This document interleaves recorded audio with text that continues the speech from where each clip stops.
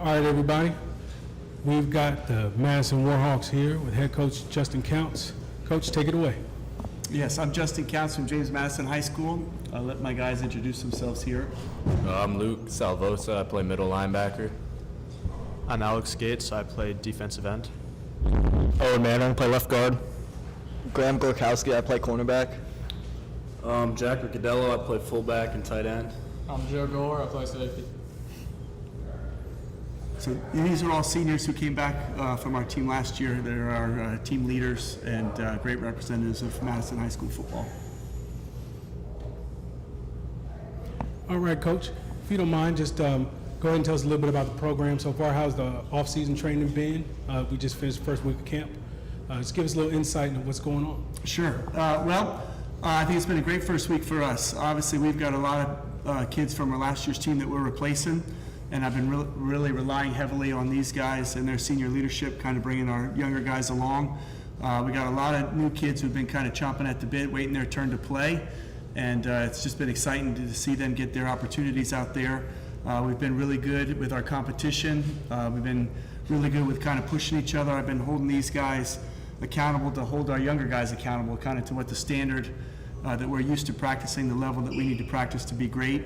I've challenged these guys to kind of push these young guys along and get them up to speed quickly. Obviously, the season's right around the corner, but these guys have done a really good job of kind of pushing us and making sure that we're getting our work done every single day and that we're trying to improve. And I thought we really did a good job of that this first week. Excellent. So before we cut to the media, any of the players, opportunity to say something? Tell us about maybe some milestones you're chasing, some accomplishments you're looking forward to, or matchups. Feel free. Yeah, so I mean, honestly, we're not really looking too far into the future, just focusing on getting better every day. I mean, right now, we're looking at Stonebridge, and we're going to try and win that game. Other than that, we're just focused on coming together. I mean, we got, as Coach said, we got a lot of young guys trying to fill roles, so just trying to bring them along with us, getting better every day. Okay. All right, and on that note, we will go over to the media. Hello, Coach and players. I'm Dwight Vick, host of Victory Life Legacy Podcast. Coach, your program, every year I'm on different platforms, whether it's my show, I'm on other shows featured, and we do predictions, and we talk about championship contenders. Madison's always there. It's always mentioned. You guys, I've often said to different people, as I work in the community of Northern Virginia, Madison's a school of champions. You guys have been to states numerous times. Last year, you literally were at the doorstep. And the reason why I bring that up is because you were right there and you've been there in several years and previously. What are you taking to this season to eventually get over the hump as a contender and as a team that has the potential to win it? Yeah. Well, first of all, thank you for the question and the compliments. Appreciate that. I think for us, I think like Luke alluded to, our goal really is to make sure that we're getting better every single day. I think that, like you said, we've been really fortunate with the players that we've had in our program. We've had some great players, and the kids have really bought into the work ethic and what it takes to be a champion and how to prepare like a champion. And I think that's the most important thing, is that we've got such good buy-in from our kids that every year, even though we graduate great players, that there's guys, younger guys, itching to step up and fill those roles. And I think our seniors in the past, and also this group here, has done a really good job of holding people accountable and defining what the standard is for us and how we have to do things. And again, we've just been real fortunate, I think, in the wins and losses category. What I really take pride in as a coach is the way we've prepared and the way we've kind of competed week in and week out. And I feel like we have the ability again this year, if we do that, and we have a great chance to be good again. But we've got a lot of work to do to get to that point. But the consistency really comes from the players buying in the offseason, putting in the work, and holding each other accountable to what we expect as a team and what they expect, frankly. And I've told these guys, I've been here for 12 years in the football program. I've been at the school for 25 years. I'm going to be here after they're gone, I hope, good Lord willing. This is their team. This is going to be their legacy. What we do and what we accomplish is going to really be on their shoulders and how they push these guys. So, obviously we have expectations within our program, but really it's for us to make sure that we're making improvements individually every single day so that we can get to the point, wins and losses, those things. There's just so much that goes into winning and losing. I mean, that state championship game is a great example. Ball bounces a different way, it could have been a different result. But what I focus on and what I hope these guys focus on is what we did to get to that point and how we prepared ourselves and what we did as far as competing and leaving everything out on the field. And I think if we do that, we have a great chance of being successful in all the games that we play. Great. Hey guys, I'm the lady broadcaster, Monet Anderson. I cover high school football up and down the DMV. I do want to ask you guys, Coach, you said there are some holes to fill, some things you'll be looking to do with the team this year. And I want to specifically ask the guys, and I'll start with number 54. The younger guys coming in, what are some of the things that you specifically are trying to teach these guys about the Madison way, how the O-line, D-line operates? So I was lucky enough to have a great supporting cast my first year starting. I had Ari Rosenberg, Teddy Lewis, and Mookie, my friend Mookie, and they were able to really push me to be the best I could be. They took me out to the field, kind of took me under their wing, and I just think it's about being able to work with your guys and show them kind of what it's like to be at that level, show them what it's like to practice and just work as hard as you possibly can, because a lot of those guys, they don't know what it feels like to lose in that state championship. I just want to win every game and get my guys ready to win every game with me. And I know these guys, some of them coming out of maybe youth football. I'll say number 30, next to Coach 32. What are some of the things that you like to instill in these guys about how Madison does it? A lot of these guys coming into the program see the big regional championships, and they think that it's just sweet and that they can just get that just by being part of the program. And a lot of the things you have to instill in them coming into it is just take it one game at a time, or one practice at a time for a lot of these dudes. Because for me, I'm on the D line and I have to take a lot of these dudes, and I'm the only dude coming back from the rotation from last year. And so everybody just looks at what we did last year and thinks, oh, I'm on Madison's D line already, I'm amazing, we can win regionals, and I've just got to make sure they stay humble and take it just one thing at a time every single time. Hey Coach, Nicky Wilcott, Washington Post. Good to see you. Obviously, like you mentioned, lost a decent amount of key players from last year, but bring some of these guys back who played big roles. How important is it just have some of that foundation? What have you seen from them leading the team throughout this transition and getting ready this offseason? Well, I think it's critical. I think words from their peers are much more powerful than words from the coach, and I think examples from the peers. I can say we got to work hard till I'm blue in the face, but when your best players are out there working as hard as they can, it's really hard for a young guy to say, I'm going to take it easy on this play when everybody else or the older guys are not doing that. So it's really important that we establish kind of that standard and let everybody understand what we have to do every day. And that's where I lean on these guys. And really, it's much more powerful when a peer says, I need a little bit more from you. Frankly, you've got some more in the tank. I know it's there. I got to push you a little bit, instead of a coach screaming and yelling at them. So these guys have been really good about that, and hopefully we'll continue to do that, and we'll hopefully continue to make the improvements that we made in week 1. And defensively, I wanted to ask a couple of the returning defenders, like Luke, Graham, Joe. How important has it been? Obviously, last year you guys were part of that, shutdown defense. Lost a lot of seniors, but I'm sure you have guys kind of raring to fill some of those holes. Just who has really stood out to you guys, and how important has it been to kind of provide that platform for some of the guys who have been ready to probably step up for a while now? I would say everyone is stepping up and filling roles. I wouldn't pick out any one guy, especially us.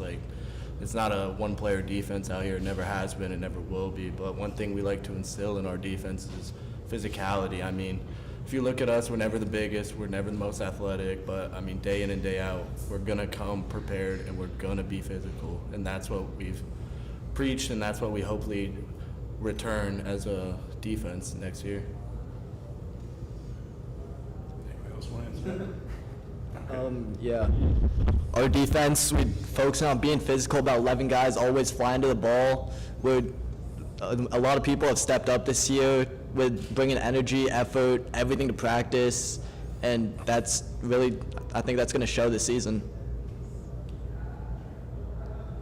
Coach, Carl Frederick, Prep Red Zone and All Hitches. Good to see you guys again. Keep going back to this message. Your team seems to have holding the younger guys accountable, and now I got to ask, you're replacing a quarterback and a running back that were longtime starters for you. It seems like you're kind of alluding to those positions. I just wanted to see how the quarterback battle has been going and the running back battle as well too. Yeah, so we do return Matthew Weiler, who carried the ball a lot for us, and obviously Big Jack back there is going to take up a bigger load. When he came back from his injury last year, he was a major contributor instantly for us and really changed the way we ran the ball. So we're going to lean on him heavily. So we've got those two guys in the backfield to kind of anchor it. We've got some young guys that are getting pushed, but we're going to lean a lot on Jack and Matt in that regard. As far as the quarterback goes, we've got a real competition, which is good. We've got a 10th grader, an 11th grader, and 12th grader who are all competing. Obviously, we're gonna let that play out a little bit, but those are huge. Graduating Cale is a huge spot, but we've had, frankly, we've had really good quarterback play for probably the last 8 or 9 years, and that's been kind of the hallmark of our offense, and it's more of a leadership. I think physically all those kids can do it. Really what we're looking for is kind of the way they command the huddle, the way they get everybody in and out, the way they get everybody lined up, the way they command the offense, and just kind of the confidence. I think that was something that Cale was really good at. It's just kind of his demeanor. No moment was ever too big, and he was able to kind of keep everybody on that, intense but not over the line that we needed to be. So we're looking for our guys at the quarterback position to kind of particularly instill that type of leadership for us. So I think we've got 3 really good candidates, so we're going to let them kind of battle it out.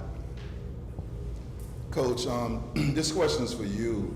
As I mentioned earlier, you guys have a history of championship pedigree. You're highly regarded and respected throughout the state, especially here in Northern Virginia, including myself. We are in a new age of high school football. VHSL a few years ago approved NIL for high school students. You have plenty of social media platforms, Facebook groups, podcasts like mine, and now more than ever the VHSL in different jurisdictions are scrutinized public school football. Most recently, Osborne High School coach Mike had to step down. He's a friend of mine. You had the Hayfield controversy last year, and then also now the allegations towards Fairfax High School. As a coach with the credibility and reputation you have, how do you and your staff keep the players protected? How do you and your AD manage your program so all the T's are crossed and you keep your players insulated from all the different distractions out there with social media? Yeah, well, it's getting tougher all the time. I think that's one of the things that we try to talk about, and I don't think we always accomplish it, but we really want to try to understand that all that other stuff, I think Nick Saban used the term rat poison, and I think it's a great term because all that other stuff outside has no impact on what we do as a group and what we're going to be able to accomplish. If we have goals and things that we want to do within this group, and these guys have laid that stuff out, the only thing that's going to matter is what we do every single day, day in and day out. It doesn't matter what somebody tweets. It doesn't matter what you see on social media. What matters is the guys in the room understand that you're giving them everything that you can give and that they appreciate the effort that you're giving. We're not always going to win every one-on-one battle, but when our guys turn on the film and it looks like you're playing your tail off, and even though you get beat, we can live with that. When you don't know what you're doing, or there's an assignment breakdown mentally, something like that, that's the kind of stuff that we have to jump in and make sure that those things get cleaned up. So I try to preach all the time. I don't want to see us on social media. We don't need to be watching it. There's nothing positive that's going to happen from that. Really, the only thing that's going to determine how we handle our season is what we do in our locker room and what the people in our locker room believe about us and you as a player and an individual. Now, obviously, social media can be used in a lot of positive ways. Guys are trying to get their tape out there. People can see you. I think you can certainly do that in a team construct without making it an individual thing, and certainly that's something that we try to navigate with our guys and try to coach them through. So I don't think that all social media is bad. I just think that there's things that you can get distracted from and can get you off your eyes off the prize and what you're actually trying to accomplish. As far as the world of high school football, I think that obviously it's an ever-changing landscape. I think VHSL is trying to get their arms around some things that they might have let get out of control a little bit and trying to rein things in. And I think like with anything, when you try to make adjustments, sometimes the pendulum swings really hard the other way. And again, as a program, we're just trying to kind of focus on the stuff that we do. I think it's the same thing we did last year. We tried to really avoid getting caught up in any of the hype and just try to focus on what we're doing and try to insulate ourselves and understand, everything that we want to accomplish is going to be accomplished by us and the guys in the room. Absolutely. Shameless plug that you guys can watch my show. Yes, absolutely. Yeah, absolutely. Coach, obviously you guys have never shied away from challenges early in the season. You're continuing to play, Stonebridge, Lake Braddock, teams like that early this year. What challenge do you think those teams will just kind of pose to you guys early in the season? And how important is it, do you think, just continue to challenge these guys with opponents like that, like you have the last couple of years? Well, we kind of made the decision in our program, a little bit ago that we wanted to really, if we want to be a state level team, we're going to have to play state level teams. And whether you get whooped or it's a great measuring stick to see where we need to be as a program. And I think the last couple of years it's really served us well. I don't think that we have had a game that I can recall that wasn't a challenge that we needed to be prepared for. And I think it keeps our guys sharp. I think we talk about being physical. Obviously, all these teams are going to be real physical, so it's a great measuring stick in that regard. I think, we've played Stonebridge for the first game for a long time, and it's always, like I said, we've kind of used it as a litmus test. The first game of the year, you're going to be way different by the end of the year, so there's a lot of things that we can coach up and teach. But that team's always going to be well coached. They're going to have great athletes. They're going to be physical, and they're always going to be a state championship level team. So we can see where we are. We have aspirations and goals. We can get a quick feedback on where we are and what we need to work on, and then we can get back to work the next day. We've never won a state championship by beating them. We've never lost by losing to them, but we've had a great indication of the things that we need to work on and the areas that we need to get better. So I think those challenges are great. And I think, frankly, these guys play high school football to play in front of big crowds. Those are the games you remember, okay, and the tight games. And I think it's just an experience for these guys to play in those types of games, and it's going to be awesome. We know that all those teams are going to be really good. It'll be a huge challenge, but that's why we play. We don't play to beat somebody 40-0. We play to be pushed, to be challenged, and to see how we respond. And that's why we use those early tough games like that. All right, last question. Players, coach, can you just tell us how you've experienced your time out here today? Just give us maybe a quick little what you've enjoyed, what you haven't. I'll help these guys. I'll start, and then I'm going to let them go because I've talked a lot.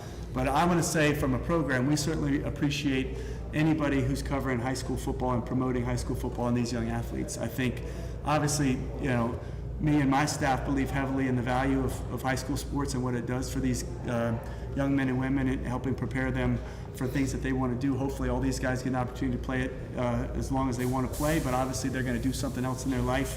And I hope that these things that they learn and the skills that they develop will help them move on. And I think anytime we can promote that, and anytime we can get these guys in the forefront is very much appreciated from us.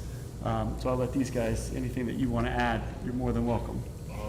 I would like to say that I really enjoyed all the coverage you guys give us as well as giving us opportunities like photo shoots. Like most of us, we might not play college football, so getting experience to do stuff that most kids don't get to do, honestly, is like a real, it's honestly just like really just a gift to us.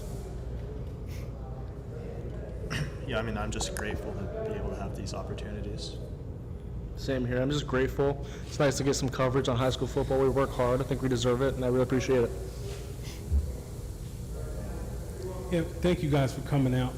We really appreciate having you all, and have a great season. Best of luck to you. That's James Madison High School. Thank you. Thank you.